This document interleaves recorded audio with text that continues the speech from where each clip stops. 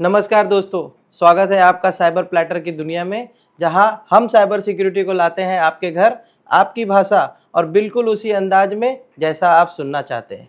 क्योंकि अगर आप ऑनलाइन हैं तो साइबर सिक्योरिटी आपकी जिम्मेदारी भी है और आपका हक भी। और आज का हमारा पॉडकास्ट एक ऐसी जर्नी है जो बताती है कि साइबर सिक्योरिटी सिर्फ एक स्किल नहीं होती, वो एक सोच होती है जो वक्त के साथ इवॉल्व होती है। आज हम मिलेंगे एक ऐसे प्रोफेशनल से जिन्होंने 20 साल से ज़्यादा वक्त तक साइबर सिक्योरिटी को सिर्फ काम नहीं, एक कमिटमेंट की तरह निभाया है, और वो भी हर क्लाइंट के ट्रस्ट को सबसे ऊपर रखकर। ये वही इंसान है जिन्होंने टेक्नोलॉजी को सिर्फ डिप्लॉय नहीं किया, बल्कि उसे समझाया, सिखाया और उसे भरोसेमंद सॉल्यूशंस में बदला। Whether it is digital identity, encryption, mobile fraud protection या रियल वर्ल्ड प्रोजेक्ट्स का एग्जीक्यूशन हो, इन्होंने हमेशा एक बात साबित की है, असली एक्सपर्ट वो है जो टेक को लोगों तक उनकी अंदाज में पहुंचा सके। चलिए साइबर प्लैटर पर स्वागत करते हैं श्री विजय लेले जी का, एक ऐसे साइबर मेंटर जिन्होंने ज्ञान को जार्गन से आज़ाद किया और सेफ्टी को समझ में बदल दिया। तो विजय लेले जी, आज के सवालों की शुरुआत मैं ऐसे करना चाहूँगा कि आपकी शुरुआत कैसे हुई और आपको कब लगा कि साइबर सिक्योरिटी ही आपकी कॉलिंग है? करियर की शुरुआत तो हार्डवेयर नेटवर्किंग से हुई है। हाँ। तो हार्डवेयर नेटवर्किंग जब मैं पहले फील्ड पर उतरा था, हाँ। तो देख देख कर बहुत जगह जाना, बहुत जगह से अलग अलग अनुभव आ रहे थे। तो वो अनुभव से मुझे ये लग रहा था कि ये तो सिर्फ हार्डवेयर नेटवर्किंग है, लेकिन इसको कोई सिक्योर तो कर रहा होगा। करेक्ट। तो वो जब मेरा काम चल रहा था तो रूटीन था, तो जब घूमना फिरना था तो काफ़ी लोगों से मेरी बात होती थी, जैसे इंफ्रास्ट्रक्चर वाले हो गए, एप्लीकेशन वाले हो गए। उनसे बात करते करते मुझे धीरे धीरे समझ में आया कि इसके ऊपर एक सिक्योरिटी की भी दुनिया है। अच्छा। जो इसके ऊपर है। तो जो मेरा वो अनुभव था वो मेरे लिए बहुत ही अच्छा था। तो जो मेरे करियर की शुरुआत थी वो तो प्योरली हार्डवेयर और नेटवर्किंग की थी। फील्ड पर घूमना, लोगों से मिलना, और वो जो मेरा जॉब था उसने मुझे काफ़ी सिखाया आईटी के लिए। लेकिन साइबर की दुनिया, वो तो मेरे साइबर की दुनिया थी, लेकिन सिक्योरिटी दुनिया तो काफ़ी बाद में आई। मतलब जहाँ तक मैं समझ पाया हूँ कि आपके अनुभव ने ही आपको साइबर सिक्योरिटी का रास्ता दिखाया है। हाँ, मेरे अनुभव ने, और जब मैंने एक एक दूसरे लोगों से बात करते हुए जब जब देखा कि ये लोग सब जो काम कर रहे हैं वो एप्लीकेशन लेवल पे हो गया या फिर कुछ भी अगर कर रहे हैं, तो एक बात यहाँ पर आकर हमेशा उनके दिमाग में यही रहती है कि सिक्योरिटी क्या है। जैसे अगर आप जानते होंगे कोई फॉर्मूला 1 कार होती है। हाँ। अभी F1 तो रिलीज हुई है। हाँ। तो फॉर्मूला 1 कार जो होती है उसमें लगभग 50% उसका जो इन्वेस्टमेंट होता है वो पूरे ब्रेक सिस्टम पर होता है। अच्छा। इसका मतलब ये होता है कि जब आप कॉन्फिडेंट हो कि आप सिक्योर हो कि आप जब ब्रेक मारोगे तो लगेगा, तो आप पूरे फुल थ्रॉटल में चला सकते हो 300-400 के स्पीड में। तो आपका बिजनेस हो, आपके एप्लीकेशंस हो, आप तभी जब ग्रो कर सकोगे जब आपको पता है कि आप सिक्योर हो। तो जब आपके पास इतनी सिक्योरिटी रहेगी तभी आप आगे बढ़ सकते हो। तो जब ये मैंने लगभग 22-23 साल पहले जान लिया, तभी मैंने सोच लिया था कि यही एक जर्नी है जो मुझे आगे करनी है आगे। अभी आपने गाड़ी का एग्जांपल दिया तो मेरे दिमाग में एक बात आई, गाड़ी में पहला गियर लगता है, तो वो पहले गियर से मैं ये जानना चाहूंगा कि आपकी पहली सीख क्या थी, पहले जॉब से आपकी पहली सीख क्या थी? पहला गियर हमेशा ही कठिन होता है, लेकिन उस पर सबसे ज्यादा भार भी होता है। करेक्ट। तो जो भार उठाया था मैंने, वो उस वक्त तो ऐसे लगा था कि बहुत भारी है। जैसे हर एक ब्रांच में जाना था। मैं कोई प्राइवेट और पब्लिक सेक्टर बैंक में जाता था। अच्छा। हार्डवेयर नेटवर्किंग का जब काम करता था, तो अलग अलग लोगों से मिलना, उनके अलग अलग प्रॉब्लम्स होते थे, वो देख देख कर वो सॉल्व करना। और टाइम कमिटमेंट था कि आपको एक कॉल करके दूसरी कॉल पर जाना है। पूरे मुंबई भर में घूमता था। सुबह 9 से लेकर 8 बजे, रात को 8 बजे तक मैं पूरा फील्ड पर रहता था। और कभी अगर हुआ कि थोड़ा एक्सटेंड करना हुआ या कोई आउटडोर हो गया तो बहुत जल्दी जाकर करना था। वो कठिन समय था, लेकिन उसने मुझे काफ़ी सिखाया कि कैसे मैं डिसिप्लिन में कर सकता हूँ। अगर मैं मेरे वक्त को अगर मैं प्रॉपर मैनेज करूँ तो ये सब चीज़ें संभव है। तो उस वजह से मैंने बहुत सारे खुद में बदलाव लाए, ऑटोमेशन किया। वो काफ़ी मुझे, वो पहला गियर जो था वो काफ़ी कठिन भी था, लेकिन बहुत सिखाया भी। तो ये पहले गियर का भार उठाते उठाते कभी आपको ऐसा लगा कि मुझे ये फील्ड छोड़ देनी चाहिए? लगा, जरूर लगा। बहुत बार लगा, सिर्फ एक बार नहीं अनेक बार लगा, लेकिन हुआ जब जब ये लगा तब मैं सोचा था कि मैंने ये क्यों चालू किया, क्यों अगर होना ही है तो होकर ही रहेगा, लेकिन यही गाड़ी रुकेगी तो नहीं। करेक्ट। और जब मैं कंटिन्यू करते रहा तो वो भार हल्का होते रहा, क्योंकि वो फील्ड में मुझे जब जब मैं सीखा तो वो मैं अलग अलग एक्सपेरिमेंट करते रहा, तो वो जो आगे आगे बढ़ते रहा उससे मुझे काफी फायदा हुआ। और जो पहले गियर भारी लग रहा था वो सेकंड गियर में एकदम आराम से तक। ये आपकी पर्सनल जर्नी इतनी इंटरेस्टिंग लग रही है। मैं एक चीज और जानना चाहूंगा, कोई ऐसा प्रोजेक्ट या कोई ऐसा फेलियर आपकी लाइफ में आया जिससे आपको लगा कि इससे कुछ आपको बड़ी लर्निंग मिली हो? हाँ, एक डेपुटेशन पे था मैं, और जहाँ पर काफी क्योटिक कंडीशन थी और जहाँ पर मुझे सब्स्टिट्यूट के तौर पर रखा गया था। अच्छा। तो सबसे जूनियर मोस्ट, मतलब 8 लोगों की टीम में सबसे जूनियर मोस्ट। हाँ। सीनियर लोग कुछ काम की वजह से गायब थे, नहीं आ पाए थे। हाँ। और मैं अकेला था। हाँ। और जो साइट में हैंडल कर रहा था वो 150 लोगों की साइट थी। अच्छा। बारिश का सीजन था और उस दिन ऐसे लगा कि एक जो आदमी, मतलब एक शिफ्ट में अगर कुछ काम है वो 5 लोग करने वाले हैं और 5 लोगों का काम एक अकेले पे आ गया, तो हम कैसे कर सकते हैं। तो उस दिन मैंने एक्चुअल ऑटोमेशन में स्क्रिप्टिंग करना चालू कर दिया, और जो स्क्रिप्टिंग की वजह से वो पूरे एक दिन का नहीं पूरे महीने भर का काम होते रहा। तो दूसरे दिन जब वो एक्सपेरिमेंट मेरा सक्सेसफुल हो गया, मैंने डेमोन्स्ट्रेट किया कि मेरे टीम को आप ये भी फॉलो कर सकते हो। तो मेरे टीम लीडर ने देखा, मेरे साइट इंचार्ज ने देखा, और उनको वो काफी आइडिया अच्छा लग गया। अच्छा। तो वो एक प्रोजेक्ट मतलब वो एक एक्सपेरिमेंट था जो मेरा सक्सेसफुल हो गया। आपदा में अवसर बोल सकते हैं उसे। हाँ। और वो आपदा आई, लेकिन उससे मुझे आगे सीख मिली कि हम उसको कैसे सिर्फ एक चीज के लिए नहीं बहुत चीज के लिए कर सके। वो मेरा एक टर्निंग पॉइंट था। तो मुझे ये समझ में आ रहा है विजय जी, जो नीचे से ऊपर जाता है वो सिर्फ स्किल नहीं स्टेबिलिटी लेकर आता है। जो नीचे से ऊपर जाता है वो डेफिनेटली स्टेबिलिटी तो लाता ही है। जैसे आप देख सकते हैं कि पेड़ जो अगर हम ऊपर देख रहे हैं, लेकिन उसका जो रूट होता है वो काफी नीचे होता है, तभी वो आगे ऊपर बढ़ सकता है। तो मेरा यही मानना है कि जितना आप ग्राउंडेड रहोगे एक्सपेरिमेंट में या फिर अपने वर्ताव में, उतना अच्छा होता है, तो आपका फल फूल भी अच्छा ही रहेगा। जड़ जितनी मजबूत होगी, तना और आगे के उसके फल भी उतने अच्छे और मजबूती से आएंगे और टिके रहेंगे। तो विजय जी एक चीज़ मैं जानना चाहूँगा, जैसे आपने शुरुआत बहुत ही हार्डवेयर नेटवर्किंग और ट्रैवलिंग से की, ठीक है। आज के टाइम पे ट्रैवलिंग बहुत इजी है मुझे ऐसा लगता है, लेकिन जैसे कि आपने करियर की शुरुआत 20-22 साल पहले की थी, उस टाइम का ट्रैवलिंग एक्सपीरियंस कैसा था आपका? ट्रैवलिंग एक्सपीरियंस तब तो मोबिलिटी पर्सपेक्टिव, मुंबई में रहता हूँ तो ट्रेन के बगैर तो जा ही नहीं सकते। करेक्ट। और एक वक्त की ट्रेन अगर हमको पकड़नी है जैसे, तो वही ट्रेन पकड़नी पड़ेगी। तो इसका मतलब है एकदम हम जो भी फैसला करेंगे वो सटीक होना चाहिए, वही वक्त पर होना चाहिए, तभी हम अचीव कर सकेंगे। तो कठिन नहीं बोलूँगा, उससे मुझे काफ़ी डिसिप्लिन मिला कि ये ट्रेन मुझे पकड़ूंगा तो मैं ये वक्त पर पहुँच जाऊँगा। और फिर पीछे पीछे का कैलकुलेशन अच्छा होने लग गया कि मुझे कितने बजे उठना है, मुझे कैसे सब संवारना है, मैं कितने बजे पहुँचूँ। और अगर मैं ट्रेन में जा रहा हूँ तो मतलब मुंबई में रहता हूँ तो पसीना आएगा, लेकिन फिर भी कैसे प्रेजेंटेबल रहे। तो तब से मैंने फॉलो किया था कि मैं छोटा छोटा चीज़ मैं अभी भी फॉलो करता हूँ कि खुद के साथ में शू पॉलिश रखता हूँ, खुद के साथ में डिओड्रेंट रखता हूँ, तो जब जाए तो प्रेजेंटेबल रहे। क्योंकि सामने वाले को तो वो पता नहीं है कि आप कैसे आए हो, लेकिन जितना प्रेजेंटेबल आप रहोगे, जितना वो प्लेजेंट एक्सपीरियंस आपको देखकर आपके साथ बात करके रहेंगे, उतना अच्छा उनका रिस्पॉन्स आता है।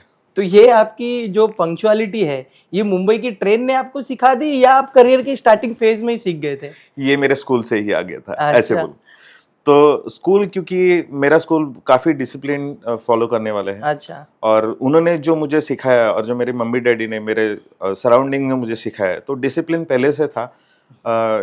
वहाँ डिसिप्लिन फॉलो करना होता था जब स्कूल में थे तभी। यहाँ अगर मैं डिसिप्लिन फॉलो नहीं करूँगा तो उसके मुझे डिसएडवांटेज दिख रहे थे। तो जो मैंने सीखा था वो मैंने अप्लाई करना चालू कर दिया। तो जो थियरी थी वो प्रैक्टिकल बन गई थी। रियल लाइफ में। एक चीज मुझे पता चली थी कि जो अभी अपने स्कूल का नाम लिया, जहां आप पढ़े, आज का समय वो है कि आज उसी स्कूल में आप एक ट्रस्टी के पद पे है। हाँ, ये एक हमारे जो ट्रस्टी है उनकी भी अच्छी बात है कि उन्होंने भाप लिया कि ये स्कूल का एक विद्यार्थी है जो कुछ स्कूल के लिए कुछ कर सकता है।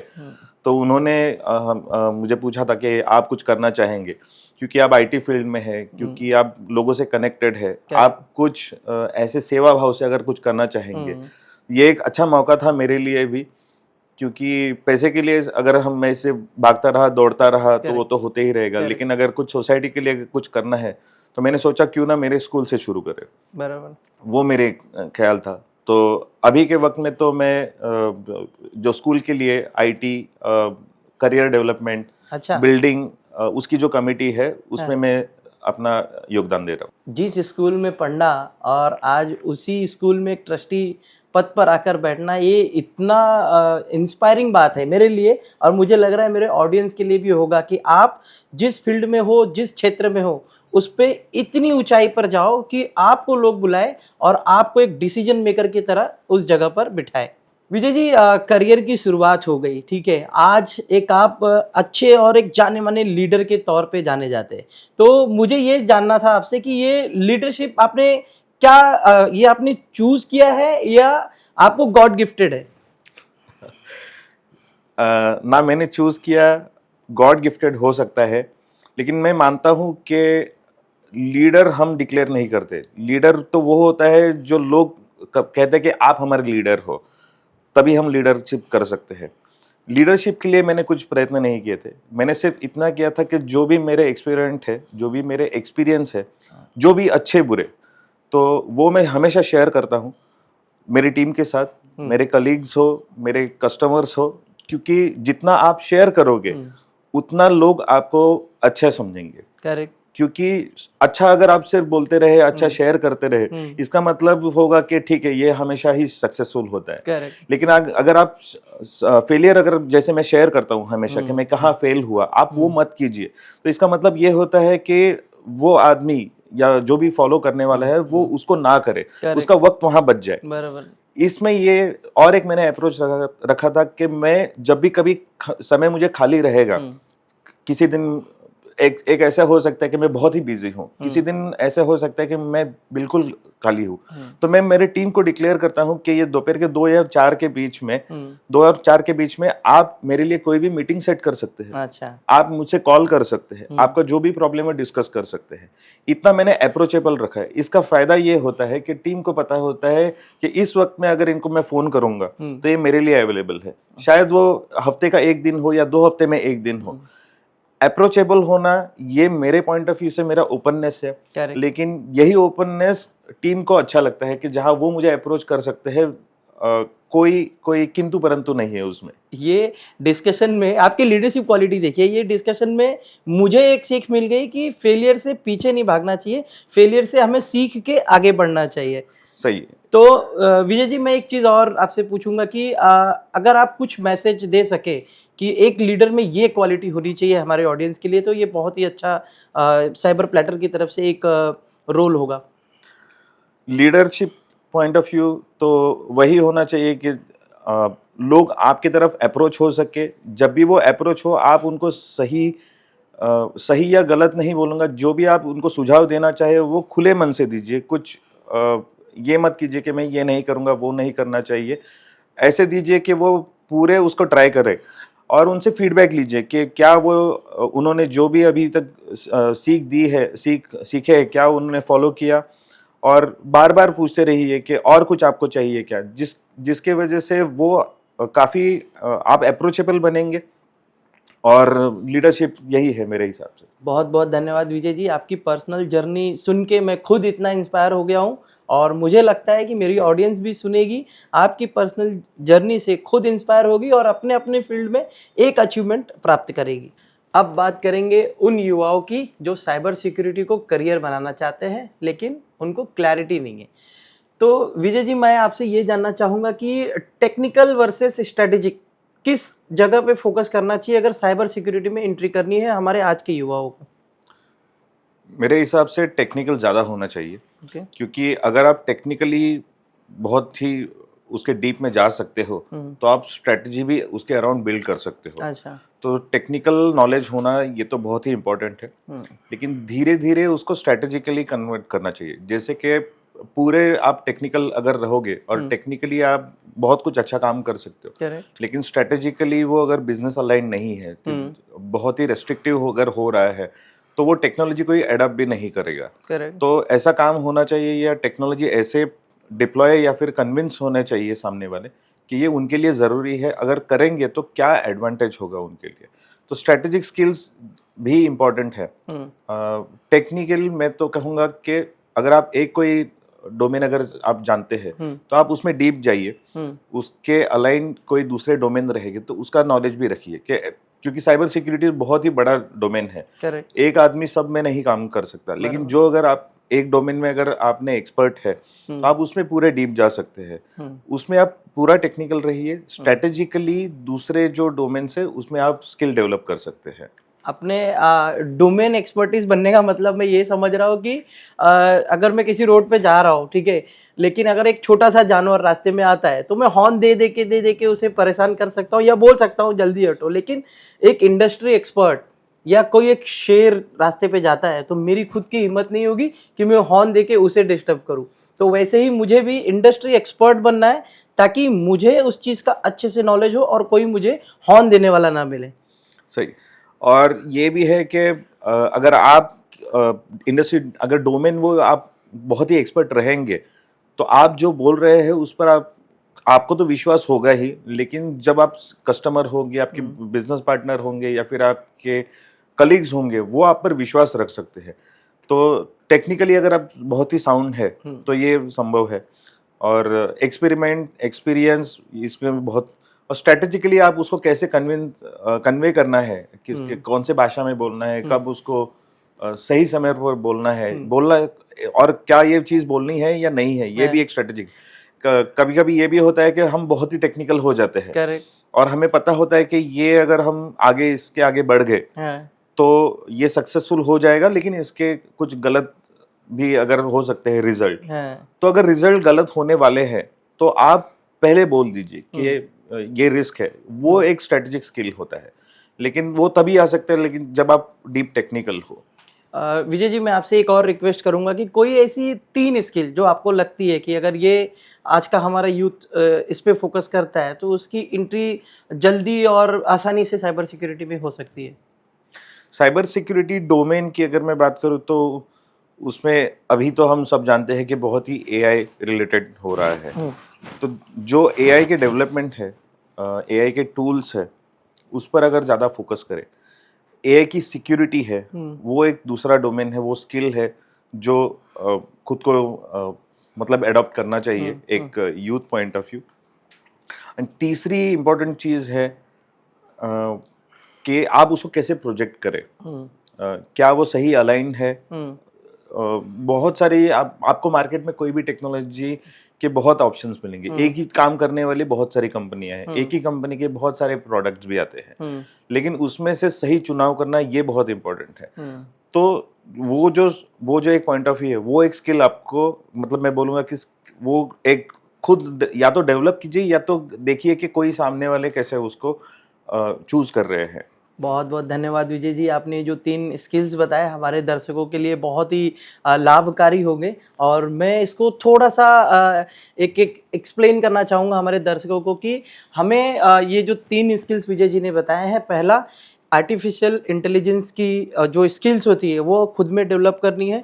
दूसरा AI for cyber, cyber for AI, इस तरफ भी अपना नॉलेज बढ़ाना है। और तीसरा जो बहुत ही महत्वपूर्ण स्किल विजय जी ने बताया है वो ये है कि हमें जैसे हम करियर चूज करते हैं वैसे आर्टिफिशियल इंटेलिजेंस का टूल और टेक्नोलॉजी स्पेसिफिक किसी डोमेन में अगर जा रहे हैं तो वो इतना ध्यान से चूज करना है कि वो हमारे करियर में आगे कोई दाग ना बने। क्योंकि अगर कोई टूल खराब निकलता है तो उसका रिप्लेसमेंट आ जाता है, लेकिन अगर आपकी नॉलेज खराब हो जाती है तो उसका रिप्लेसमेंट आपके लिए बहुत दुखदाई होगा।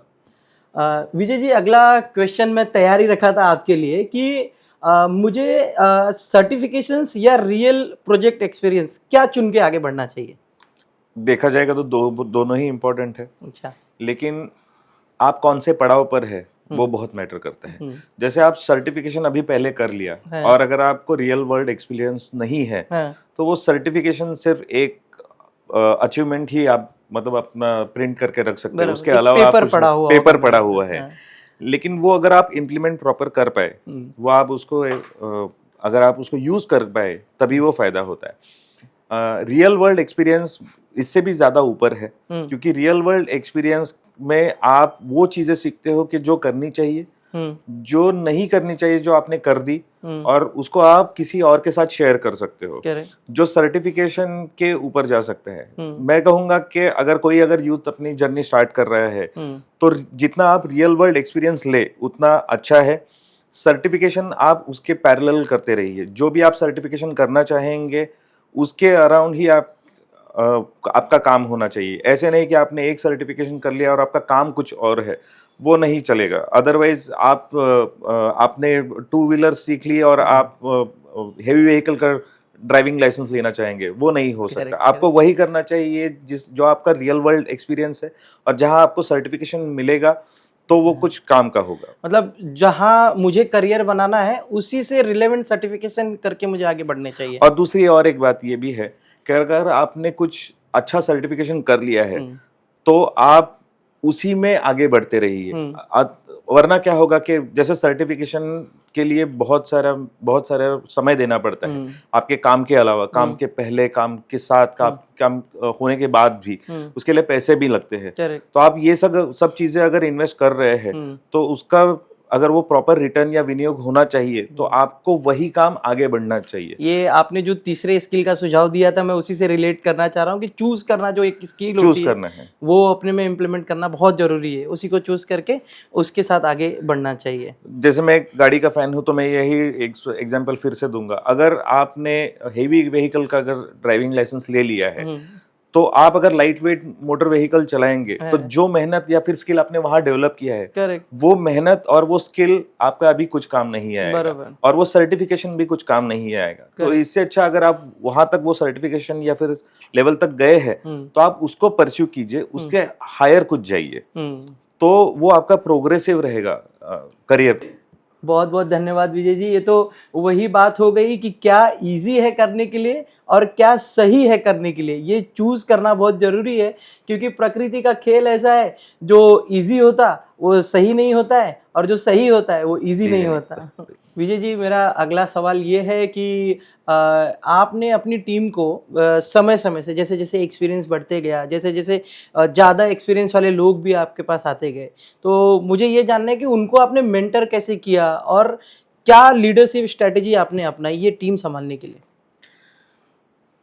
टीम से मैंने जब भी बात की है, जो भी टीम मेंबर्स मुझे अप्रोच हुए हैं या फिर मेरे कलीग्स, मेरे पीयर्स या फिर बिजनेस पार्टनर्स, तो मैंने हमेशा उनको ये पूछा था कि आप ये क्यों करना चाहते हो, जो भी आप हेल्प मुझसे मांग रहे हो। क्योंकि जब मुझे वो पता चलेगा कि ये क्यों करना चाहते हैं, इसका कारण क्या है, तब मैं उनको डायरेक्शन सही दे सकता था। और फिर हम एक दूसरे में एग्री करते थे कि हम इसको कैसे आगे बढ़ाएंगे। क्योंकि हमेशा मैं एक स्ट्रक्चर फॉलो करता था, क्योंकि एक डायरेक्शन देकर छोड़ देना वो सही नहीं है। मैं हमेशा से बोलता था कि आप ये कीजिए, और हम एक टाइम सेट करते थे कि हम 15 दिन में फिर मिलेंगे, 15 मिनट का हम एक कॉल रखेंगे जहां पर मैं आपसे पूछूंगा कि आपने इसमें क्या प्रोग्रेस किया है। क्योंकि मेरा मानना ये है कि डायरेक्शन देना एक चीज हो गई, लेकिन उसको डायरेक्शन लेस कर देना ये बहुत गलत बात होती है। जैसे अगर मैं किसी को डायरेक्शन दे रहा हूँ तो ये मेरा भी फर्ज है कि उसने वो पूरा कर दिया कि नहीं कर दिया, वो सक्सेस हुआ कि नहीं हुआ। कभी कभी ऐसा होता है कि एक चीज एक के लिए चल जाए, दूसरे के लिए नहीं चले, तो ये मेरे लिए भी एक सीख होती है कि किसके लिए वो चली, किसके लिए नहीं चली। कुछ अच्छे बुरे अनुभव भी आए हैं मेंटरिंग में, जहाँ पर वो सीखना चाहते हैं, मैं उनको सिखाना चाहता हूँ, और वो आधे में उनका कहीं डायरेक्शन लेस वो खुद हो जाते हैं, तो उनको फिर पकड़ कर लाना एक बड़ी चुनौती होती है। लेकिन कभी कभी ऐसे लगता है कि शायद वो आगे नहीं बढ़ना चाहते। तो मेंटरशिप में मैं हमेशा यही फॉलो करता हूँ, mentor and mentee should be aligned. उनका दोनों का अगर एक गोल हो तो ही वो अचीव कर सकते हैं। मैं पीरियडिकली उनसे रिव्यू लेता हूँ कि आपने क्या सीखा है, और उनसे फीडबैक लेता हूँ कि जो मैंने आपको सजेस्ट किया क्या सही में वो चल रहा है या फिर मेरे लिए कुछ उसमें से सीखना बाकी है क्या। मतलब मुझे ये समझ में आ रहा है, और मैं मेरे दर्शकों को भी बताना चाहूँगा कि लीडरशिप में सिर्फ एक गाइडेंस देना या सिर्फ एक ऑर्डर देना या सिर्फ टास्क बताना, ये जितना महत्वपूर्ण है उतना ही महत्वपूर्ण फॉलोअप एंड अपडेट होता है। फॉलोअप एंड अपडेट अगर आप लेते रहोगे तो आप भी समझ पाओगे कि आपके रिपोर्टी, आपके मेंटर या आप जिसको मेंटर कर रहे हो उनको क्या चैलेंजेस आ रहे हैं या आपकी वजह से उनको क्या चैलेंजेस आ रहे हैं। तो उस चीज़ों को ध्यान में रखते हुए आपकी लीडरशिप बहुत ही तेज़ी से, बहुत ही एक अच्छी वे में आगे बढ़ती रहेगी।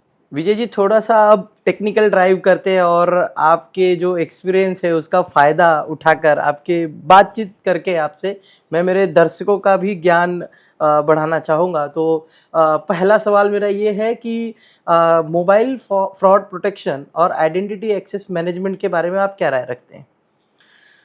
ये दोनों ही बहुत ही इम्पोर्टेंट है और ये दोनों अलग नहीं है, ये दोनों एक साथ ही चलती है। अच्छा। मोबाइल फ्रॉड प्रोटेक्शन अभी हम तो जानते हैं कि एज अ सिटीजन लेमैन हम लोग तो मोबाइल यूज कर रहे हैं, और आइडेंटिटी मैनेजमेंट कॉर्पोरेट जगत में बहुत ही पॉपुलर है।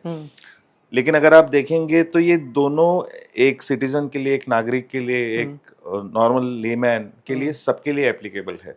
तो ऐसे मैं नहीं बोलूंगा कि मोबाइल फ्रॉड प्रोटेक्शन सिर्फ और सिर्फ कॉर्पोरेट के लिए, आइडेंटिटी मैनेजमेंट सिर्फ और सिर्फ कॉर्पोरेट के लिए नहीं, ये सबके लिए है। मतलब अगर आप सोच रहे हो कि साधारण इंसान के मोबाइल में क्या हो सकता है या फिर उनकी आइडेंटिटी क्या मायने रखती है, तो मैं आपको ये बताना चाहूंगा कि मोबाइल जितना जो डेटा आपके पास है, कुछ भी हो सकता है, आपके फोन नंबर, कॉन्टैक्ट्स, वो आपके तो पूरे कॉन्टैक्ट्स है, वो जो भी आपने डेटा स्टोर किया है वो आपका खुद का है। लेकिन वो जो आपकी आइडेंटिटी है कि वो आपके नाम से है, तो वो आपके नाम से किसी को भेजा जा सकता है, कि वो आपके मोबाइल यूज करके, नेटवर्क यूज करके किसी को दिखाया जा सकता है। तो उसमें क्या हो रहा है कि आप ये कर रहे हैं, ऐसे एक्सपोज हो रहा है। तो इसलिए आपकी आइडेंटिटी, आपका मोबाइल प्रोटेक्शन करना ये आपकी रिस्पॉन्सिबिलिटी है। कॉर्पोरेट वर्ल्ड में इसकी रिस्पॉन्सिबिलिटी एक सिक्योरिटी टीम लेती है, जिनके पास बहुत सारे टेक्नोलॉजीज, टूल्स होते हैं, और क्योंकि वो कॉर्पोरेट जगत में है, उनके पॉलिसीज अच्छे से डिफाइन होती है। तो जिसके लिए जितना ये कॉर्पोरेट के लिए इम्पोर्टेंट है, उतने ही एक आम आदमी के लिए भी इम्पोर्टेंट है। तो विजय जी, जैसे मोबाइल फ्रॉड प्रोटेक्शन का आपने बताया कि एंटरप्राइज पे इसका बहुत अच्छे से ध्यान दिया जाता है और बहुत सारी पॉलिसीज इंप्लीमेंट की जाती है। कुछ एक दो टूल्स या टेक्नोलॉजी के एग्जांपल्स के साथ आप बता सकते हैं? मार्केट में बहुत सारे टूल्स अवेलेबल है जो ये काम कर सकते हैं। मैं किसी का नाम लिए बगैर आपको मैं एग्जांपल दे सकता हूँ। टूल्स तो बहुत सारे हैं जो आपको मोबाइल प्रोटेक्शन करने के लिए तो यूज़ होंगे। जैसे मोबाइल में क्या डेटा है, कॉर्पोरेट होता है, अभी प्राइवेसी भी है। तो आपका खुद का मोबाइल है, आपको खुद को प्रोटेक्शन करना है, लेकिन आपका खुद का मोबाइल आप ऑफिस के लिए भी यूज़ कर रहे हैं। करेक्ट। तो कैसे उसको अलग अलग रखे, आपका कॉर्पोरेट डेटा अलग रखे, आपका पर्सनल डेटा अलग रखे, वो तो एक मोबाइल टूल जो प्रोटेक्शन टूल है वो सही से कर सकता है, और वो कर भी लेते हैं अच्छे से। तो कभी कुछ ऐसा आपके एक्सपीरियंस में हुआ है कि एक बहुत ही परफेक्ट तरीके से पॉलिसीज को इम्प्लीमेंट किया गया था, लेकिन कोई एक छोटी सी चूक ने एक बड़ा नुकसान कर दिया हो? ये अच्छा खासा मेरा एक अनुभव है, जिसमें टूल तो बहुत अच्छा है और टूल जैसे काम करना चाहिए वैसे काम कर भी रहा है, लेकिन होता क्या है कि यूजर का खुद का मोबाइल होता है और वो खुद के मोबाइल जैसे चाहे वैसे यूज कर सकते हैं। इसका मतलब ये भी है कि जो उनको चाहिए वो एप्लीकेशन वो डाउनलोड कर सकते हैं, और वो डाउनलोड करने के बाद जैसे उनको चाहिए वो यूज भी कर लेते हैं। और पॉलिसीज ऐसी होती है कि कोई अगर ज्यादा परमिशन मांग ले तो वो एप्लीकेशन को आप रोकना चाहिए। जैसे अगर वो ड्यू है कि उसमें लोकेशन नहीं मांगना चाहिए, आपको गैलरी का फुल एक्सेस नहीं देना चाहिए। लेकिन कोई फ्री एप्लीकेशंस होते हैं जिसमें यूजर डाउनलोड कर भी लेता है और यूज भी कर लेता है। जैसे मैं आपको एक एग्जांपल देता हूँ, बहुत सारे फ्रॉड वाले जो एप्लीकेशंस होते हैं वो पेड सब्सक्रिप्शन फ्री देते हैं। अच्छा। तो आप ये सोचिए कि कोई महीने भर के 200 रुपए के लिए आपका सब्सक्रिप्शन क्यों फ्री बेयर करेगा? सोचने वाली बात है रे। हाँ। तो होता क्या है कि वो एप्लीकेशन के साथ अपना एक मैलवेयर अंदर डाल देते हैं। अच्छा। और क्योंकि एक यूजर के पास वैसा एक एप्लीकेशन था, हाँ। और मोबाइल फ्रॉड प्रोटेक्शन में उसने पकड़ लिया कि ये एप्लीकेशन में ये फ्रॉड मतलब फ्रॉडुलेंट मैलवेयर है। हाँ। तो उन्होंने वो हाईलाइट किया, और वो यूजर काफी बड़े लेवल पे थे, थोड़ा अपसेट हो गए कि आपने ये मुझे डिटेक्ट कर लिया और मुझे आप तो यूज नहीं करना देना चाहते। तो वो होता है जहां पर हमको राइट बैलेंस थोड़ा मेंटेन करना होता है, जहां पर आपको पॉलिसी इंप्लीमेंट भी करनी है और यूजर के लिए एडेप्टेबिलिटी भी चाहिए। तो उस केस में हमने एक अप्रोच लिया था। हमने उनको समझाया था कि भले ही आपके लिए ये सही लग रहा है एप्लीकेशन, लेकिन हम जानते हैं कि सिक्योरिटी पॉइंट ऑफ व्यू से ये नहीं ठीक है। तो वो जो एक टसल नहीं बोल सकते, वो जो एक फ्रिक्शन था वो एक टफ था। तो लेकिन सीख ये मिली उससे कि अगर वो पॉलिसी है तो कंपलसरी नहीं कि आपको वैसे ही इम्प्लीमेंट करने चाहिए। उसमें हमने एक वो प्रोजेक्ट से हमने एक लाभ उठाया कि उसके बाद हम लोग एक एजुकेशनल सीरीज में हमेशा अपने कस्टमर को सजेस्ट करता हूँ, पूरा रोल आउट करने के पहले एक एजुकेशन सीरीज दीजिए, जहां पर छोटे छोटे फोटोज, छोटे छोटे वीडियोज आप बनाइए 30 सेकंड 60 सेकंड के, कि जिसमें आप एजुकेशन दीजिए कि क्या आने वाला है और उनसे क्या फायदा होगा। तो उसमें बहुत सारे उनके हेल्प डेस्क के कॉल कम हो जाते थे। अच्छा। यूजर का इनकन्वीनियंस कम हो जाता था। मतलब ये सोचिए कि जैसे रोड पर आप जा रहे हैं तो वहां पर लिखा होता है कि आप 30 की स्पीड में चला सकते हैं, 60 की स्पीड में चला सकते हैं, स्कूल आ रहा है, बम्पर है आगे। तो जैसे आपको पता रहेगा तो आप अपने स्पीड चेंज कर सकते हैं। एक अवेयरनेस वीडियो, एक अवेयरनेस। तो विजय जी, मुझे ये ध्यान में आया कि जैसे आपने बताया फ्री एप्लीकेशंस क्यों होते हैं, ये मेरे भी एक मेंटर ने मुझे सिखाया था कि nothing is free in this world. Correct. तो मैं भी अपने दर्शकों को बताना चाहूँगा कि अगर आप फ्री एप्लीकेशन के लालच में अपने मोबाइल में कोई अनऑथराइज्ड सोर्स से एप्लीकेशन इंस्टॉल करते हैं तो वो आपको फ्री में तो एप्लीकेशन दे रहा है, लेकिन वो आपका डेटा ले रहा है। तो इस चीज़ को लेके बहुत ही सतर्क रहिए, बहुत ही सावधान रहिए। और इसी सावधानी को कंटिन्यू करते हुए विजय जी, मैं आपसे ये एक आइडेंटिटी एक्सेस मैनेजमेंट में थोड़ा सा डीप डाइव चाहूँगा कि ये होता क्या है एज अ इंडिविजुअल और एज अ एंटरप्राइज लेवल पे, इससे मैं कैसे समझूंगा? ठीक है, एज अ इंडिविजुअल मैं आपको बताता हूँ कि मेरी पहचान क्या है। तो मेरी पहचान है मेरा चेहरा, मेरे हाथ, मेरे पैर, जैसे मेरा अपीयरेंस है वैसे। लेकिन इसके साथ मेरा कुछ और भी जुड़ा हुआ है, जैसे मेरा नाम हो गया, मैं कहाँ जन्म लिया है मैंने, मेरे बर्थ डेट क्या है, मेरे पेरेंट्स कौन है, मैं कहाँ रहता हूँ, मुझे कैसे कम्युनिकेशन आ सकता है, मैं कौन से फोन नंबर से बात कर सकता हूँ, मैं कैसे ईमेल हूँ, मैं अभी कहाँ हूँ। और इसके अलावा और मेरी बहुत सारी पहचान हो सकते हैं, जैसे मैं कौन से स्कूल से पढ़ा हूँ, मैं कहाँ काम कर रहा हूँ, मैं कल कहाँ जा रहा हूँ, मैंने कल क्या किया था। ये सब मेरे आइडेंटिटी के ही हिस्से हैं। और ये जो हिस्से है, कुछ हिस्से हैं जो सब लोग जानते हैं, कुछ हिस्से हैं जो सिर्फ थोड़े लोग जानते हैं। तो किसको कब क्या बोलना है, कब क्या बताना है, वो एक आइडेंटिटी एंड एक्सेस मैनेजमेंट का भाग हो गया। मतलब लेमैन टर्म में मुझे मेरा नाम विजय है ये सब जानते हैं, मेरा नाम सरनेम है ले वो सब जानते हैं, मैं अभी कहाँ हूँ ये सिर्फ मेरे घर वाले और आप जानते हैं। वैसे ही मैं कल कहाँ था, ये तो कल कोई, जैसे मैं ऑफिस में था, इवेंट में था, बिजनेस पार्टनर के साथ था, वो सब लोग जानते हैं। मैं कल कहाँ हूँ ये सिर्फ मैं उनको ही बताऊंगा जहां मुझे होना चाहिए। तो इसका एंटरप्राइज टर्म में यही होता है कि जिसको जितनी इंफॉर्मेशन होनी चाहिए उतनी ही दीजिए, क्योंकि जितना आपके काम करने के लिए इंफॉर्मेशन चाहिए उतना ही होना चाहिए। उससे ज्यादा अगर हो गई तो उसका कोई भी गलत इस्तेमाल हो सकता है। तो ये जो कंट्रोल है वो पूरा आइडेंटिटी एंड एक्सेस मैनेजमेंट में होता है। अच्छा, मतलब एक लिमिटेशंस, एक बाउंडिंग, जैसे एक हद से ज़्यादा अगर खाना भी इंसान को जाता है तो वो नुकसान होता है, एक हद से ज़्यादा दवाई इंसान को जाती है तो नुकसान करती है, वैसे ही हद से ज़्यादा अगर आप अपनी जानकारी किसी के साथ साझा करते हैं तो वो जरूर आपके लिए नुकसानदायक होगा। एकदम सही। अच्छा विजय जी, जैसे आप अपने इंडस्ट्री में एक एक्सपर्ट है, वैसे आपने बहुत सारी पीओसीज में भी पार्टिसिपेट किया होगा, तो बहुत सारी डील्स भी आपने क्लोज की है, जैसे आपका कंपनी में नाम है। तो मैं जानना चाहूँगा कि उसमें आपका अप्रोच क्या था, ऐसा क्या अलग से आपने यूज़ किया कि एक इतनी ऊंचाई पर आप जाके बैठे हैं? मैं एक बात को बहुत पहले से जानता हूँ और मैंने वही अपनाया है कि आप कोई भी प्रोजेक्ट या कोई कुछ भी चीज़ के लिए सक्सेसफुल हो सकते हैं और पानी पे भी चल सकते हैं, लेकिन दोनों चीज़ एकदम फ्रोजन होनी चाहिए। इसका मतलब है अगर जब पानी फ्रोजन होता है तब वो बर्फ बनता है, आप उस पर चल सकते हो। वैसे भी कोई अगर रिक्वायरमेंट है तो वो फ्रोजन होनी चाहिए। इसका मतलब ऐसी क्या चीज है जो हो जाए तो आप इसे पूरा सक्सेसफुल मानेंगे। एक पीओसी मतलब प्रूफ ऑफ कंसेप्ट होता है, जहां पर मैं कुछ चीज मैंने लैबोरेटरी में बनाई है, मैंने उसको एक कंट्रोल्ड एनवायरनमेंट में चालू किया है और वो चल गई है। मैं उसका मैनुअल बना रहा हूँ, आपको प्रेजेंट भी कर रहा हूँ, जैसे हम लोग टिपिकली करते हैं, डेमो करते हैं, अच्छा चल जाता है। लेकिन प्रूफ ऑफ कंसेप्ट में होता है कस्टमर डिमांड करता है कि मेरी लैबोरेटरी और मेरा एनवायरनमेंट तो बहुत ही अलग है, तो आप यहाँ आइए, वो इसे पूरा करके दिखाइए। तो प्रूफ ऑफ कंसेप्ट का सक्सेस क्राइटेरिया बहुत ही इंपॉर्टेंट होता है, जहां पर हमेशा मैंने ध्यान रखा है कि सक्सेस क्राइटेरिया दोनों पार्टीज के बीच में बहुत ही क्लियर रिटन होना चाहिए।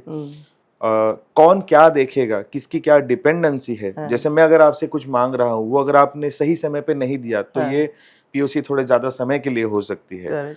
और ज्यादा समय का मतलब होता है एक परसेप्शन चेंज हो जाता है, जहां पर लोगों को लगता है यार ये तो बहुत ही कठिन है, ये 3 दिन में होना था, अभी 6 दिन हो गए, नहीं हो रहा है। तो वो परसेप्शन चेंज हो सकता है, आप काफी दूसरे उलझन में फंस सकते हो। वैसे ही कमिटमेंट चाहिए होता है दोनों साइड से। आपको साझा करना होता है कि आप क्या कर सकते हो, क्या नहीं कर सकते। कुछ चीजें आप टाइम बाउंड ही रख सकते हैं। दूसरी चीज, आपको हर एक स्टेज में एविडेंस कैप्चर करने होते हैं। अच्छा। एविडेंस का मतलब जो भी आपने अभी तक किया है सक्सेस क्राइटेरिया, आप उसको अच्छे से, मैं मतलब हमेशा डॉक्यूमेंटेशन में विश्वास रखता हूँ, और हर एक स्टेप में आप उसको प्रोग्रेसिव रखिए। जितने भी आपके स्टेक होल्डर्स है, जहां भी आप अगर फंस रहे हो तो सबसे पहले तो मैंने ये सबसे पहले किया है कि अगर कोई बैड न्यूज है तो उसको पहले बता दीजिए। अच्छा। उसको दबा कर मत रखिए कि ये अगर मैं यहाँ फंसने वाला हूँ तो पहले बता दीजिए। वैसे ही अगर कुछ सक्सेस है तो उसे अच्छे से डॉक्यूमेंट करके प्रेजेंट भी कीजिए। और सिर्फ मैंने ये सीखा है कि सिर्फ सक्सेसफुल ये नहीं कि मैं उसको देख लिया और सक्सेसफुल हो गया, मुझे वो शेयर करना है। और मैं सामने वाले से हमेशा पूछता हूँ कि ये वही है जो आप चाहते थे, तो जब उनका एक्नॉलेजमेंट आता है तब वो सक्सेसफुल हो जाता है। तो ये जो भी पीओसीज की है, जो भी प्रोजेक्ट साइन ऑफ हुए हैं या फिर जो भी बड़े ऑर्डर्स आए हैं, वो सिर्फ और सिर्फ सक्सेस क्राइटेरिया और एक एक्नॉलेजमेंट की वजह से ही आए हैं। तो आपके इस इंसाइट से मैंने जो सीखा कि अगर अपने को अगर हम किसी कंपनी के लिए काम कर रहे हैं और उसको बहुत ही सफल तरीके से आगे बढ़ाना है, तो हमको हमारे काम में कॉन्फिडेंट एक बहुत ही अच्छा खुद पे बिल्ड करना चाहिए। और जो प्रूफ ऑफ कॉन्सेप्ट है वो हमारे लिए बहुत क्लियर होना चाहिए। और जो डील फ्रोजन का बताया, एक रिक्वायरमेंट गैदरिंग एक क्लियर होनी चाहिए। चौथा, डॉक्यूमेंटेशन, हर चीज़ डॉक्यूमेंटेड हो। और पांचवा जो चीज़ मैंने सीखा कि अगर आप सही को जिस हिसाब से बता रहे हो उसी हिसाब से और उसी तरीके से गलत को भी या चैलेंज को भी प्रेजेंट करने आना चाहिए। yes. और जब वो सक्सेसफुल हो जाए, और आपका, जब मैं हमेशा ये फॉलो करता हूँ, तो उसका एक लर्निंग डॉक्यूमेंट हमेशा कस्टमर के साथ और अपने टीम के साथ शेयर करना चाहिए, जिससे कोई अगर पीओसी मेरी 3 हफ्ते में होने वाली थी, अगर मुझे 6 हफ्ते लग रहे हैं, उसके अलग अलग कारण हो सकते हैं, लेकिन वो मेरे कोई टीम मेंबर किसी और रीजन में अगर वो काम कर रहे हैं तो उनको इतना टाइम ना लगे, इसलिए वो नॉलेज शेयरिंग भी बहुत इंपॉर्टेंट है। विजय जी, मेरा अगला क्वेश्चन आपसे ये है कि क्लाउड सिक्योरिटी और एंड पॉइंट रिस्क में आपका अनुभव कैसा है? क्लाउड सिक्योरिटी तो एक बहुत ही एक दूसरी दुनिया आ गई है। सबसे पहले तो जब सब कुछ ऑन प्रेम अपने ही कंट्रोल में था, वहां पर एक डंडा एक सर था। इसका मतलब आपको पता है कि यही मेरी बाउंड्री है, करेक्ट, यही मेरा मुझे यही पर फोकस करना है। मुझे कहीं बाहर से कोई भी कुछ आएगा तो कौन से डोर से आएगा, कौन से डोर से नहीं आएगा, ये मैं डिसाइड कर सकता हूँ। क्लाउड में वो एक डंडा एक सर नहीं है। अच्छा। इसका मतलब ये है कि हमेशा क्लाउड इज शेयर्ड रिस्पॉन्सिबिलिटी। जितना कस्टमर है उतना ही क्लाउड प्रोवाइडर रिस्पॉन्सिबल होते हैं। अच्छा। कुछ चीजें होती है जो क्लाउड प्रोवाइडर ही कर सकते हैं और कुछ चीजें हैं जो कस्टमर ही कर सकते हैं। तो जिसके वजह से जब वो शेयर्ड रिस्पॉन्सिबिलिटी होती है उसमें तो ज्यादा ध्यान रखना पड़ता है। क्लाउड सिक्योरिटी में जैसे हम जानते हैं कि क्या कॉन्फ़िगरेशन अगर हो तो सही रहेगा। और जैसे क्लाउड सिक्योरिटी एक बात हो गई, तो उसमें क्लाउड स्पेंडिंग का भी अभी बहुत चलन है। तो कुछ चीजें आपने किसी ने चालू कर दी, कोई वीएम चालू कर दिया, कोई और फायरवॉल चालू कर दिया, उसका हर एक चीज का बिलिंग होता है। अच्छा। वो भी तो हमें ध्यान में रखना चाहिए। अदरवाइज ऐसे हो जाएगा कि किसी ने चालू कर दिया है और इसको कोई यूज नहीं कर रहा है, तो उस कंडीशन में आपको वो कोई मॉनिटरिंग नहीं कर रहे हैं। उनके खुद के भी टूल्स होते हैं जो आप अच्छे से यूज करना चाहिए। लेकिन क्लाउड सिक्योरिटी के लिए ये बहुत इंपॉर्टेंट है कि आपको पता होना चाहिए कि कौन आपका एक्सेस कर रहा है, कब कर रहा है। अगर आपको उसमें कोई सस्पिशन दिखे कि ये मैंने तो इनको कभी एक्सेस दिया है नहीं, तो ये कैसे एक्सेस कर रहे हैं। कोई सैस प्लेटफॉर्म हो सकता है, मतलब सॉफ्टवेयर एज अ सर्विस, जिसका सिर्फ आप पैसे भरते हैं, जितने टाइम के लिए यूज कर रहे हैं उसका पैसे भरते रहिए, जिस दिन बंद करना है आप बंद कर दीजिए। तो कहीं ऐसा ना हो कि आपके वो जो लाइसेंस है वो आपके किसी और चीज के लिए यूज होते हैं, कोई दूसरा यूज कर रहा है जो नहीं यूज करना चाहिए। तो इस वजह से क्लाउड सिक्योरिटी में आइडेंटिटी एंड एक्सेस मैनेजमेंट भी बहुत इंपॉर्टेंट पार्ट प्ले करता है। आपका दूसरा सवाल था एंड पॉइंट सिक्योरिटी के लिए। एंड पॉइंट सिक्योरिटी ये थोड़ा कंट्रोल्ड एनवायरनमेंट में है, जहां पर आप डिसाइड करते हैं कि मेरा लैपटॉप कैसे रहेगा, उसमें क्या इंस्टॉल हो सकता है, क्या नहीं इंस्टॉल हो सकता है, क्या उसका यूएसबी चलेगा, वाईफाई चलेगा, एनएफसी चलेगा, मेरा लैपटॉप, मेरा सर्वर कैसे होना चाहिए। ये सारी चीजें हम एक एक करके कंट्रोल कर सकते हैं। आप एक साथ कर सकते हैं। अच्छा। बहुत सारे टूल्स है जहां पर आप एक साथ कर सकते हैं ये सब चीजें। एंड पॉइंट मेरा सवाल ऐसा था कि अगर मैं चाहूँ मेरे लैपटॉप में सिर्फ ब्लूटूथ ना चले या सिर्फ ब्लूटूथ चले, तो ये भी पॉसिबल है? ये भी पॉसिबल है। अच्छा। ये भी पॉसिबल है, और टूल्स होते हैं जो ये सब कर सकते हैं। तो एंड पॉइंट सिक्योरिटी के लिए है ये टूल्स है, और उसे अच्छे से इम्प्लीमेंट करना ये भी एक स्किल है। तो जैसे मैंने पहले कहा था कि सिर्फ टूल अच्छा होना इंपॉर्टेंट नहीं है, उसको अच्छे से आप यूज भी करना चाहिए। वो कितना आप अच्छे से यूज कर रहे हो उस पर आपका स्किल डेवलप होता है। ये इतने सारे टेक्नोलॉजीज, इतने सारे टूल्स का नॉलेज लेने के लिए आपने जो मेहनत की है, वो मेहनत के बारे में थोड़ा सा मैं जानकारी जानना चाहूँगा। हाँ, सो एक मैंने फॉलो किया है हमेशा कि जैसे जैसे अपॉर्चुनिटी मिली, कभी ना नहीं बोला मैंने कि अगर ये काम करना है मैं ये कर लूंगा, मैं वो करना है वो कर लूंगा। लेकिन हमेशा से अलाइंड रहा कि जैसे एंड पॉइंट सिक्योरिटी हो गई, एक्सेस मैनेजमेंट हो गया, मोबाइल सिक्योरिटी हो गई, उस पर ही मैं अलाइंड रहा हूँ हमेशा से। और टूल्स पर हमेशा से हैंड्स ऑन लेना, मतलब प्रैक्टिकली करना, वो मेरा सबसे ज्यादा फोकस मैंने रखा था। अच्छा। कि जितना आप टूल यूज करोगे उससे आप पता चलेगा कि ये चल रहा है या नहीं चल रहा है। अगर चल रहा है तो क्या करके कौन से पॉइंट तक ये ब्रेक हो सकता है। ये आपकी मेहनत तो वैसी है कि अगर मोहब्बत होगी तो मेहनत थकाएगी नहीं, अगर मोहब्बत ही नहीं है तो मेहनत आपको बड़ा नहीं बनने देगी। विजय जी, कोई ऐसा टूल, टेक्निक या हैबिट जो आपने पर्सनली अडॉप्ट की हो?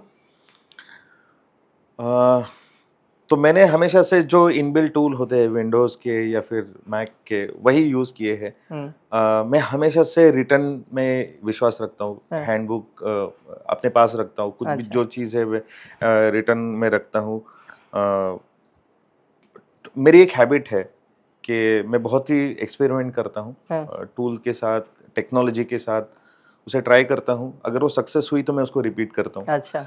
एंड वही हैबिट मैं कंटिन्यू कर रहा हूँ। तो जिसके वजह से कोई भी टूल या फिर टेक्निक हो गई तो कोई डिफिकल्टी नहीं होती।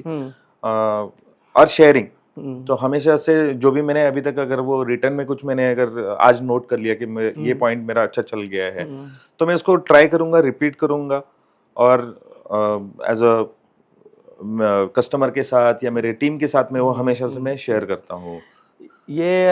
ये तो वही बात होगी कि अगर एक कंपनी ब्रांड बना लिए, कोई कंपनी का ब्रांड बन चुका है, तो उसके टूल्स बेचना आसान है, लेकिन उसको कस्टमर को समझाना और उसको इम्प्लीमेंट करना, ये असली एक्सपर्टीज है जो आप में देखने मिली है विजय जी हमको। ये एक्चुअली वही फायदा होता है कि जब अगर मैं खुद का टूल यूज कर चुका हूँ तो कितने स्विफ्टली वो, मतलब कितने आसानी से मैं उसको नेविगेट कर सकता हूँ, कहाँ देखना है, कितने वो उनके लिए वो पॉइंट ऑफ व्यू से कितना यूजफुल रहेगा। अगर वो मैं इजीली अगर उनको बता पाया तो वो उनके लिए फायदेमंद रहता है। तो वो एक हैबिट मेरे लिए काम आती है। टूल्स वही है, टेक्निक भी वही है, सिर्फ एक हैबिट है जिसकी वजह से बहुत डिफरेंस आया है। बहुत बहुत धन्यवाद विजय जी, आप अपना बहुत ही महत्वपूर्ण समय निकाल के हमारे पॉडकास्ट पे आए, हमारे दर्शकों को अपनी जानकारी साझा की। आपकी दी हुई जानकारी से मैं अपने दर्शकों को आपकी पर्सनल जर्नी शेयर कर पाया है, जो आपने जो ज़मीन से लेके आसमान तक की ऊंचाई तक का सफ़र तय किया, उसके बीच में आपको कितनी परेशानियां, कठिनाइयां या चैलेंजेस आए, वो आपने किस तरीके से और जो दिमाग और टेक्निक यूज़ करके आपने हर चैलेंजेस को पार किया। उसके बाद आपकी प्रोफेशनल जर्नी में जो चैलेंजेस आए, कुछ इम्प्लीमेंटेशन को लेके हुआ या कुछ ऐसे कस्टमर को हैंडल करना हुआ जिसको, जो आपने जीत बना ली कि मुझे बेचना ही है इनको या मुझे अपना टूल इनके तक पहुंचाना ही है, ये आपसे सीखने मिला कि ये हम कैसे कर सकते हैं। आपसे मैं और मेरे दर्शकों ने ये भी सीखा कि अगर किसी टूल पे, किसी टेक्नोलॉजी पे हमारा अगर एक्सपर्टीज होता है तो वो हमारे करियर को आगे बढ़ाने के लिए बहुत ही हेल्पफुल होता है। तो इसलिए किसी भी इंडस्ट्री में हमको अगर आगे बढ़ना है तो उसकी टूल्स और टेक्नोलॉजी की एक्सपर्टीज हमारे पास होनी चाहिए। तो फिर एक लाइन के साथ आज के इस पॉडकास्ट को मैं समापन की तरफ लेके जाना चाहूँगा कि साइबर सिक्योरिटी में ताले तो सभी लगाते हैं, लेकिन चाबियाँ उन्हीं के पास होती है जो सोच में सेफ होते हैं। बहुत बहुत धन्यवाद विजय जी, आपका अनुभव साइबर प्लैटर के साथ शेयर करके हमारे दर्शकों को बताने के लिए। Stay aware, stay safe.